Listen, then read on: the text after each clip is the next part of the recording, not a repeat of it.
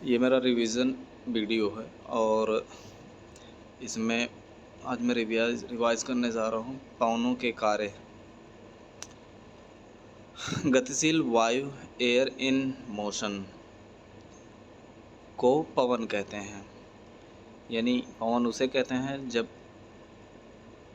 वो गति कर रही हो। पवनों के कार्य का प्रधान क्षेत्र उष्ण शुष्क मरुस्थल होते हैं।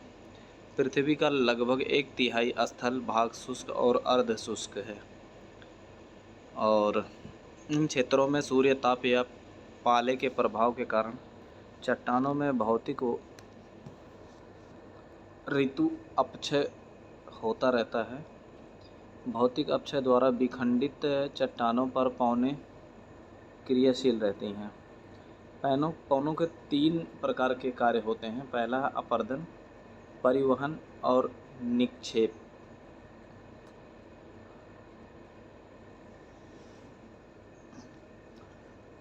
और पहला अपरदन।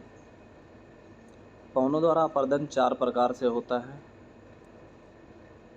पहला है अनावृतन। ये मार्ग में पड़ने वाली मिट्टी की परतों को उड़ा ले जाती हैं और जिससे धरातल का वह भाग कालांतर में मिट्टी, बालू, कंकड़ इत्यादि से विहीन होकर कठोर चट्टान के रूप में उभर आता है और उसके बाद वहाँ भौतिक अपक्षय क्रियाशील हो जाता है। इस क्रिया को अनावृतन कहते हैं। अपवाहन, कभी कभी दूसरा जो है इसमें अपवाहन अपरदन होता है। कभी कभी पवनें इतनी वेगवती व प्रबल होती हैं कि वे अपक्षय द्वारा ढीली की गई चट्टानों की पूरी परत को उड़ा ले जाती हैं। इस क्रिया को अपवाहन डिफ्लेशन कहते हैं। और अपघर्षण तीसरा होता है। अपघर्षण, पवनों द्वारा अपरदन की तीसरी क्रिया अपघर्षण है। बालू के कणों से युक्त पवनें अपरदन का शक्तिशाली कारण बन जाती हैं। बालू के कण पवनों द्वारा अपघर्षण के यंत्र का कार्य करते हैं। नग्न चट्टानों पर पवने के ये यंत्र सरेस कागज के जैसा काम करते हैं। पवनों द्वारा अपघर्षण धरातल के समीप तो होता ही है, कुछ ऊपरी उठी चट्टानों पर सबसे अधिक होता है, क्योंकि वहाँ पवनों की गति अधिक तेज रहती है और इसके साथ उड़ाए गए बालू के कणों की मात्रा भी सर्वाधिक रहती है। अधिक ऊंचाई पर पवन के क्षयकारी कार्य कम होते हैं, क्योंकि वहाँ बालू के सूक्ष्म कण ही जा पाते हैं। इससे वहाँ पर्याप्त घर्षण नहीं होता। और चौथा है शून्य घर्षण। शिलाखंड व चट्टान चूर्ण आपस में घर्षित होकर या रगड़ खाकर भी टूट जाते हैं। इस क्रिया को शून्य घर्षण यानी एट्रिशन कहते हैं। अपरदन जन्य भू आकार। अब जो अपरदन के कारण भू आकार में परिवर्तन होता है, वो कुछ जो आकार ग्रहण कर पाते हैं वो निम्न है। पहला पवनगर्त। पवनों का अपवाहन क्रिया से मरुस्थलीय प्रदेश में गड्ढे बन जाते हैं और सहारा मरुस्थल में कतारा गर्त सागर तल से 128 मीटर ऊंचा है। तीव्रगामी व प्रबल पवनों द्वारा कई बार चट्टानों की मोटी परतों के उखाड़ दिए जाने के कारण भी ऐसे गर्त बन जाते हैं। अगला है जालीदार शिला। फिर अगला है यारडोंग। यारडोंग पवन की अपघर्षण क्रिया से उत्पन्न शुष्क प्रदेश की यह एक विशिष्ट आकृति है। प्रचलित पवनों की दिशा में जब कठोर और मुलायम चट्टानों की परतें कुछ झुकी हुई होती हैं, तभी इस आकृति का निर्माण होता है, क्योंकि बीच की मुलायम परतें पवनों के घर्षण द्वारा अधिक कट जाती हैं तथा दोनों ओर की कठोर परतें कम कटती हैं। दूर से देखने पर एक दूसरे के समानांतर खड़ी चट्टानों और उसके बीच नालीनुमा गड्ढे विचित्र दृश्य उपस्थित करते हैं। अब है छत्रक यानी गारा। फिर है ज्यूजेन। ज्यूजेन भी एक स्थल कृति होती है। और है फिर भू स्तंभ, गुंबद, गुंबदाकार टीले। फिर अगला है पवनों का परिवहन कार्य। पवनों द्वारा बालू का परिवहन दो प्रकार से होता है। पहला है पवनों के साथ उड़ता हुआ और पवनों द्वारा सरकता हुआ। सूक्ष्म और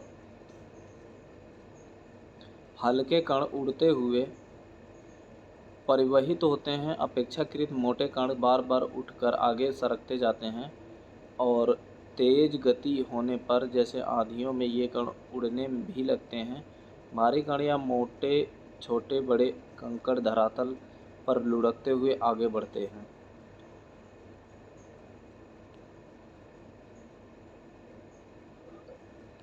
आगे है निक्षेप जन्य भू आकार।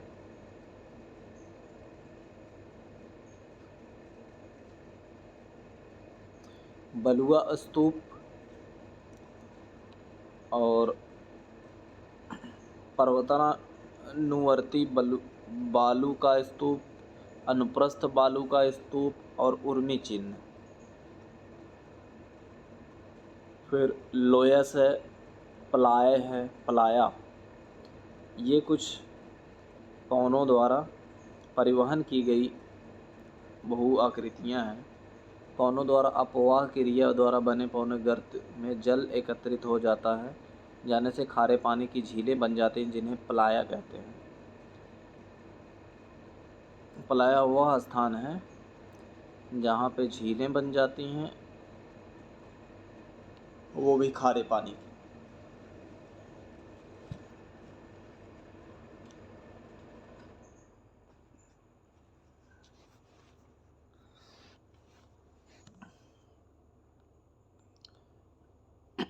आगे है लहरों के कार्य। विभिन्न आंतरिक एवं बाह्य शक्तियों के कारण जल राशि सदैव गतिशील रहती हैं। अब जो पानी है समुद्र में, उसकी जो लहरें होती हैं उसके क्या कार्य हैं।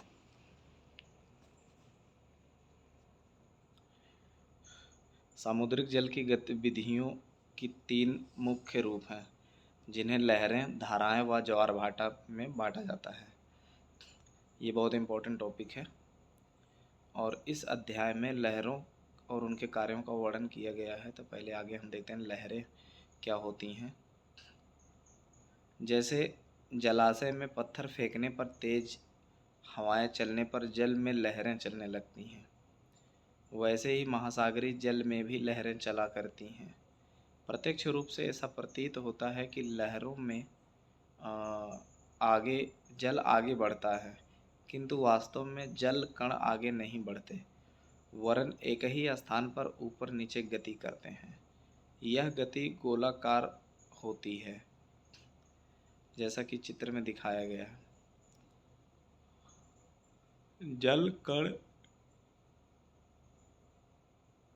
जल कणों की गति गोलाकार पथ में होने के कारण यह भ्रम होता है कि जल कण आगे बढ़ रहे हैं।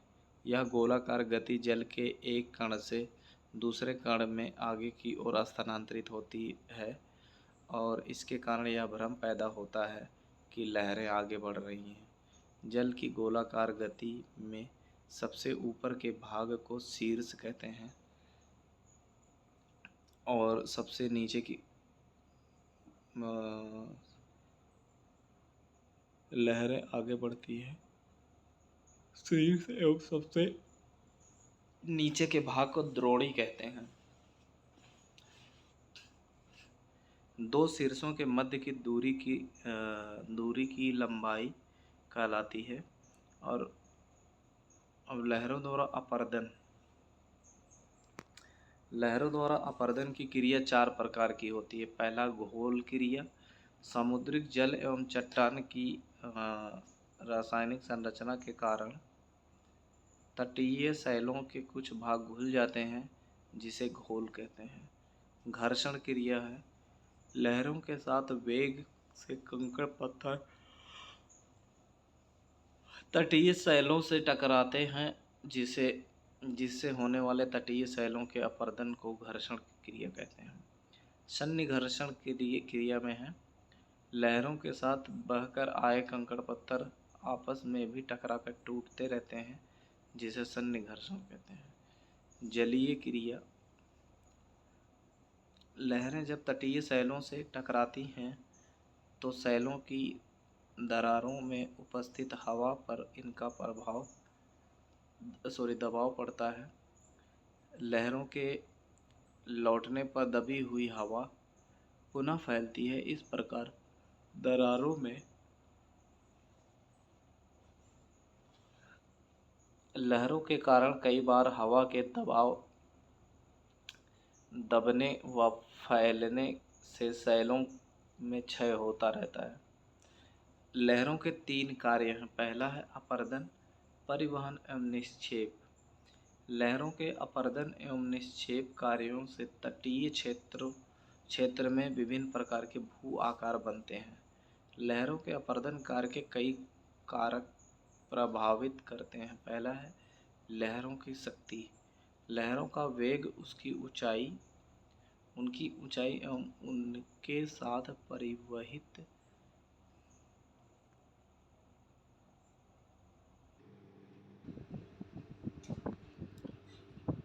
लहरों की शक्ति, लहरों का वेग, उनकी ऊंचाई एवं उनके साथ प्रवाहित होने वाले शिलाखंडों की मात्रा और उसकी शक्ति का प्रतीक होते हैं।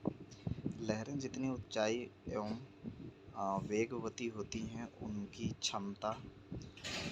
प्रहार क्षमता उतनी अधिक होती है। लहरों के साथ बहकर आने वाले शिलाखंड औजार का कार्य करते हैं। तटीय शैलों की संरचना, तटीय शैल रंध्रमय हो तो उसमें लहरों का जल बराबर प्रवेश करके उन्हें कमजोर बनाता रहता है। अतः ऐसी शैलों में अपरदन शीघ्र और तीव्र दर से होता है। इसके विपरीत अरंध्र चट्टानों में अपरदन कम एवं धीमी गति से होता है। तटीय शैलों की कठोरता, तटीय क्षेत्र की कठोर चट्टानों में अपरदन कम तथा मुलायम शैलों में अपरदन अधिक होता है। शैल परतों का नमन, डिप ऑफ लेयर्स।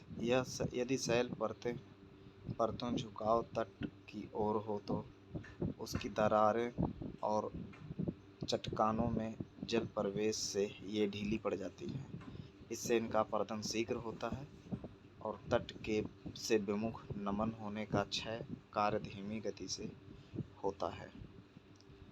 और शैल परतों का विन्यास, तटीय क्षेत्र में शैलों की परतें लंबवत दिशा में होने पर अपरदन कार्य धीमी गति से होता है। परतें आड़ी होने पर अपरदन कार्य तीव्रता से होता है, क्योंकि मुलायम शैलों का क्षय अधिक हो जाने से उनके ऊपर की कठोर शैलों की परत के हिस्से स्वयं टूटकर गिरते हैं। लहरों के आक्रमण की दिशा, यदि लहरें तटीय शैलों पर तिरछी टकराती हैं तो उसमें अपरदन कार्य कम और सीधे आक्रमण से उनका अपरदन अधिक होता है। लहरों के अपरदन से बने भू आकृति, सामुद्रिक भृगु बन जाती हैं। खाड़ियाँ और समुद्राभिमुख कगार बनते हैं और अंडाकार कटान बन जाती हैं। सागरीय गुफाएं बन जाती हैं और धमे छिद्र ब्लो होल्स बन जाते हैं। मेहराब भी बनते हैं। अलग्र स्तंभ बनते हैं। तरंग घर्षित चबूतरा बन जाता है। समुद्र के भृंग के निर्माण की प्रक्रिया सतत चलती रहने से भृंग पीछे हटते रहते हैं और उनके सम्मुख छिछले जल में डूबा हुआ चबूतरा बन जाता है, जिसे तरंग घर्षित चबूतरा कहते हैं। लहरों का परिवहन कार्य इसमें है।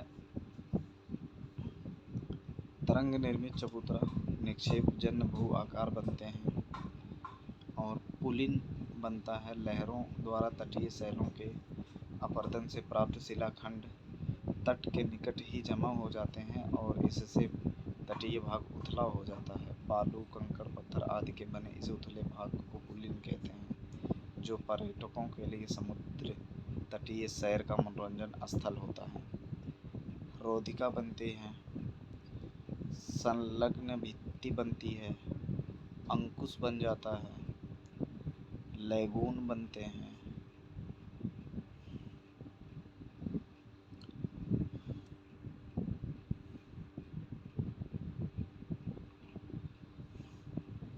अब आगे देखते हैं भूमिगत जल के कार्य। जो भूमि के अंदर जल हैं उसके क्या कार्य हैं।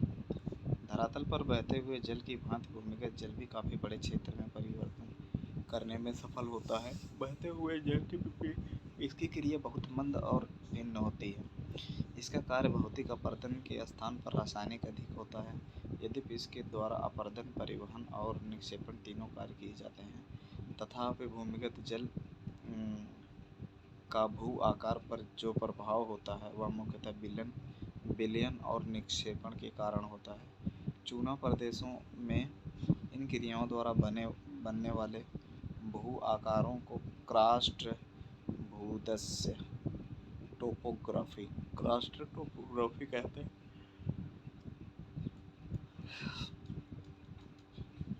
इसमें है अपरदन जन्य भू आकार।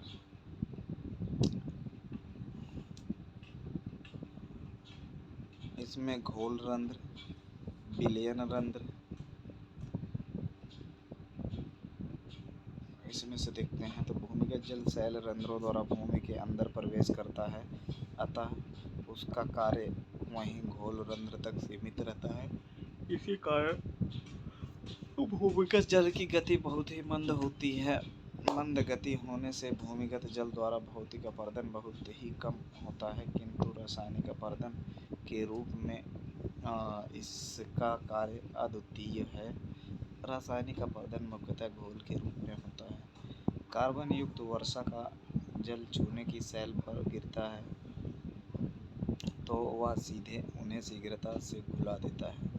इस घोल क्रिया के से ही भूमिगत चूने की एवं खड़िया प्रदेशों में विशिष्ट भू आकार का निर्माण करता है। घोल रंध्र है, विलयन रंध्र बन जाते हैं और घोल रंध्र धीरे धीरे घोल क्रिया द्वारा चौड़े होते जाते हैं और अपेक्षाकृत बड़े रंध्रों को ही विलयन के रंध्र कहते हैं। डोलाइन होता है, ये अपेक्षाकृत और भी बड़े आकार के विलयन रंध्र होते हैं। इनकी आकृति बेलनाकार और कीप के समान होती है। सामान्यतः 10 मीटर चौड़े और 2 से 5 मीटर गहरे होते हैं। अवाला होता है, निरंतर पार्श्विक अपरदन के कारण अनेक डोलाइन आपस में मिल जाते हैं और जिससे विसर्ग गर्द बन जाती है। फिर है पोल्जे, फिर हम्स। मुलायम चट्टानों की अपेक्षा कठोर चूने की चट्टानें कम घिस पाती हैं, अतः कठोर चट्टानों में निर्मित भाग छोटे छोटे टीले के रूप में उभरे रहते हैं। इसे टीले वाला एवं पोल्जे की सतह पर पाए जाते हैं। ये टीले एकांत शंक्वाकार पहाड़ी की भांति प्रतीत होते हैं। लेपीज होता है, कंदराएं होती हैं, केप्स रंध्रों एवं दरारों से प्रविष्ट जल भीतर ही भीतर चूने की चट्टानों को घोलकर उन्हें खोखला करता जाता है। यह खोखला भाग बड़ा होकर गुफा की आकृति धारण कर लेता है और भूमिगत जल की अपरदन क्रिया के साथ साथ इसका विस्तार होता जाता है। विश्व के कई चूना प्रदेशों में काफ़ी बड़ी बड़ी गुफाएं मिलती हैं। USA के केंटकी राज्य की मैमथ केव लगभग 13 किलोमीटर लंबी है। प्राकृतिक पुल, यदि गुफा की छत का कुछ अंश कमजोर होकर टूट जाए तो शेष बचा हुआ अंश प्राकृतिक पुल जैसा प्रतीत होता है। परिवहन कार्य, इसमें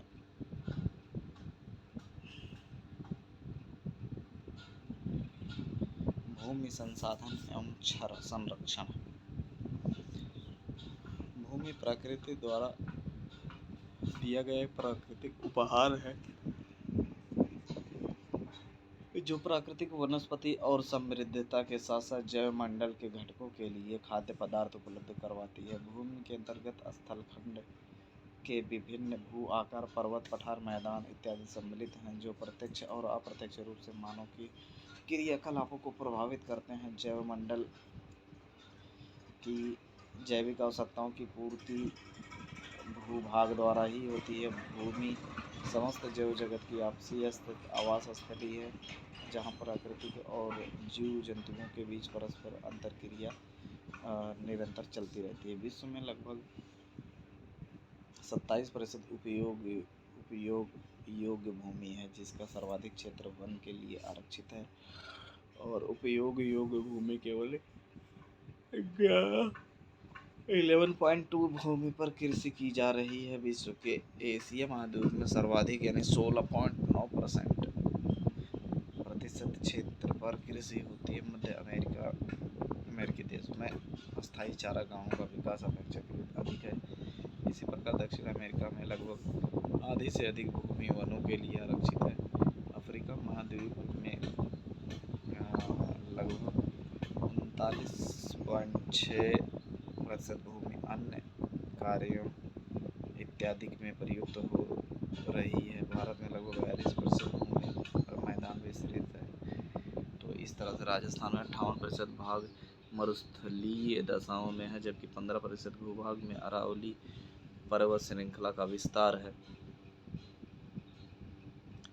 भूमि अवनयन, भूमि जीवमंडल का महत्वपूर्ण घटक है जो जीव जंतुओं के लिए आवश्यक पोषक तत्व आवास उपलब्ध करवाता। भूमि अवनयन से तात्पर्य प्राकृतिक और मानवीय कारकों द्वारा भूमि में लाए गए परिवर्तनों से है जिनसे शनैः शनैः भूमि की उपादेयता कम होती चली जाती है।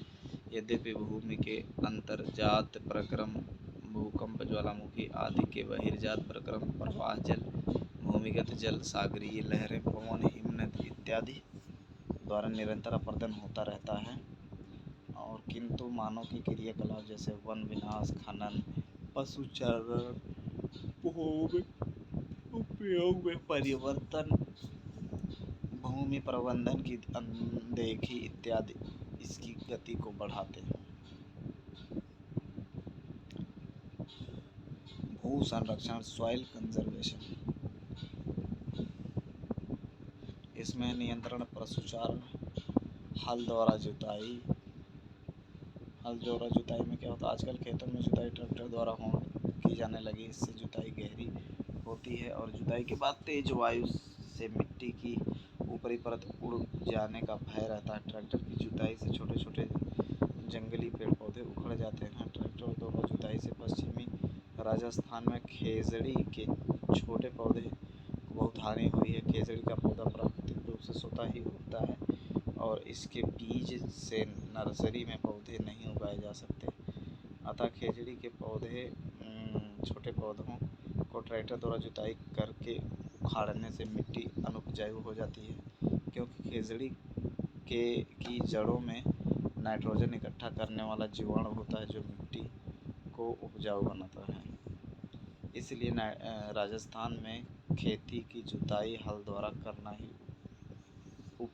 अधिक उपयोगी है। समोच्च बंध,